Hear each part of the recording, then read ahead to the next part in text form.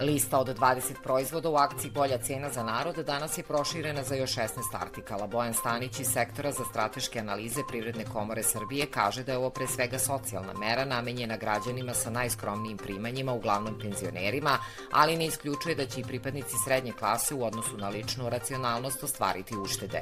Od danas su pojeftinili brašno tip 500 i tip 400, suncokretovo ulje, kiselo mleko, margarin, sirni namaz, crni luk, pasulj, kupus, pašteta, viršle, smrznuti grašak, džem, keks, pasta za zube i sapun. Prošle srede maloprodajni trgovinski lanci akcijom su obuhvatili mleko i mlečne proizvode, kozmetiku za bebe i odrasle, pileće meso, salamu, sok i kafu. Sniženja su od 20 do 40%. Najveći teret sniženja snose poljoprivrednici. U akciji Bolja cena pojeftinili su krompir, jabuka, crni luk, pasulj, kupus, zamrznuti grašak. Stanić smatra da bi niža otkupna cena povrća i voća mogla da ugrozi male poljoprivrednike koji se bave proizvodnjom samo jedne kulture, da im ne bi mnogo pomoglo ni to što je u okviru akcije povećana potražnja za njihovom robom. Prijava za jednokratnu novčanu pomoć od 10.000 dinara za svako dete u Srbiji starosti do 16 godina završava se u ponoć 20. na 21. septembar. To je rok do kojeg roditelji i staratelji mogu da se prijave za isplatu novca za decu.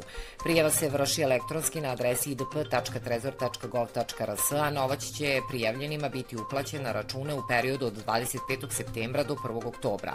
Proces prijavljivanja za ovu jednokratnu pomoć države je vrlo jednostavan i traje minut ili dva, jer podnosioci prijave samo treba da unesu broj lične karte i svoj matični broj, kao i naziv banke u kojoj žele da im novac bude uplaćen. Kako je ranije naveo potpredsednik vlade i ministar finansija Siniša Mali, za ove namene u budžetu je izdvojeno oko 12 milijardi dinara, jer je procenjeno da pravo na ovu pomoć ima oko 1.190.000 dece. Pravo na uplatu novčane pomoći od 10.000 dinara ima majka deteta, izuzetno otac, staratelj ili hranitelj, pod uslovima propisanim odgovarajućim zakonskim rešenjem koje je stupilo na snagu 1. avgusta. Predsednik Srbije Aleksandar Vučić izjavio je da je 78. zasedanje Generalne skupštine Ujedinjenih nacija prilika da se na sastancima sa svetskim liderima dodatno založimo za očuvanje mira i stabilnosti u regionu. Ova nedelja u Njujorku prilika je da sa svetskim liderima razmenimo mišljenja o aktualnoj situaciji u Evropi i svetu, izazovima u oblasti migracije, klimatskih promena i održivog razvoja, ali i da se dodatno založimo za očuvanje mira i stabilnosti u regionu, objavio je Vučić na Instagramu. Danas, kao i u narednim danima, očekuje nas veliki broj sastanaka. Ja ću nastaviti da i u ovom izazovnom periodu se izborim za Srbiju što je bolje moguće, poručio je on. Pored razgovora sa generalnim sekretarom Ujedinjenih nacija Antonijom Guterešom, dugo sam razgovarao i sa prijateljima, predsednikom Evropskog saveta Šarlom Mišelom i predsednikom Republike Kube Miguelom Diaz Canelom, naveo je predsednik Srbije posle prijema koji je u čast šefova delegacija priredio generalni sekretar Ujedinjenih nacija. Predsednik Srbije učestvovao juče i na neformalnom ručku koji je za lidere sa Zapadnog Balkana organizovao visoki predstavnik Evropske unije za socijalnu politiku i bezbednost Josep Borrell. On je dodao da Srbija nastavlja da vodi odgovornu i principijelnu politiku zasnovanu na očuvanju nacionalnih interesa, otvorenu za konstruktivnu saradnju u regionu, usmerenu u pravcu ispunjavanja našeg strateškog cilja, a to je članstvo u Evropskoj uniji. Fudbaleri Crvene zvezde poraženi su u prvom kolu u grupe G u Ligi šampiona od Manchester Citya sa 3:1. City je uspeo da izbegne poraz na svom terenu u 26. utakmici za redom u Ligi šampiona.